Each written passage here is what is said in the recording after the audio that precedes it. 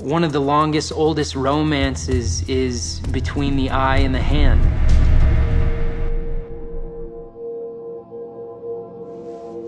When I was really young, I had this conviction, if I was going to be an artist, then everything that came from my hand had to be beautiful.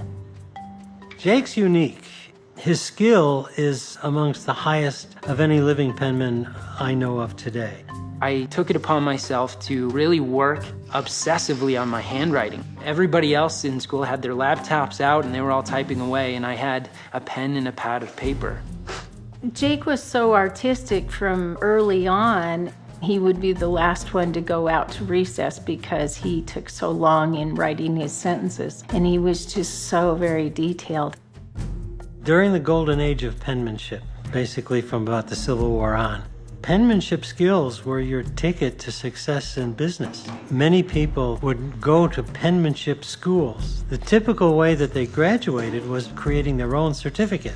If it was of the highest quality, they were given the title Master Penman.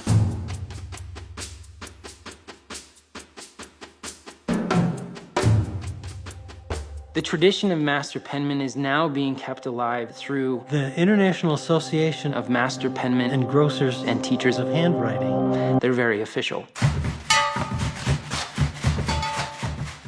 I practice a lot of different art forms, but I particularly mix calligraphy into my artwork to give both the words and the pictures more life and a stronger message.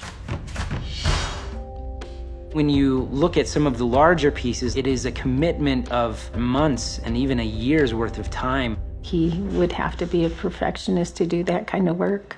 Some of that probably came from me. When people tell me, you make it look so easy, I often think like, well, you weren't there when I was up till 4:30 in the morning slaving away at it. People often see the end result, they don't see the struggle that goes into it, maybe with the exception of my wife. I didn't really understand it until we got married, the time that it took to create a piece.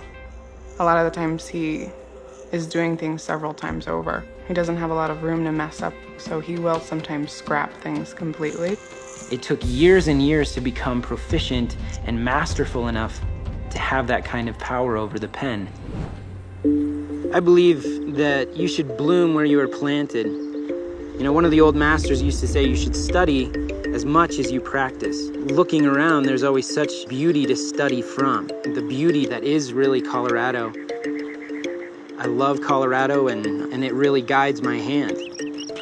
He's in the footsteps of some very significant people in American history. Platt Rogers Spencer, who was the creator of American penmanship, took his inspiration from nature. I'm a fifth-generation student of Platt Rogers Spencer. Jake is the next generation. We are carrying this baton from one generation to the next. There's so much self-expression in it that it is seen as an art form, but it serves a functional purpose. Tell. Oh, yeah. This is beautiful, Jake.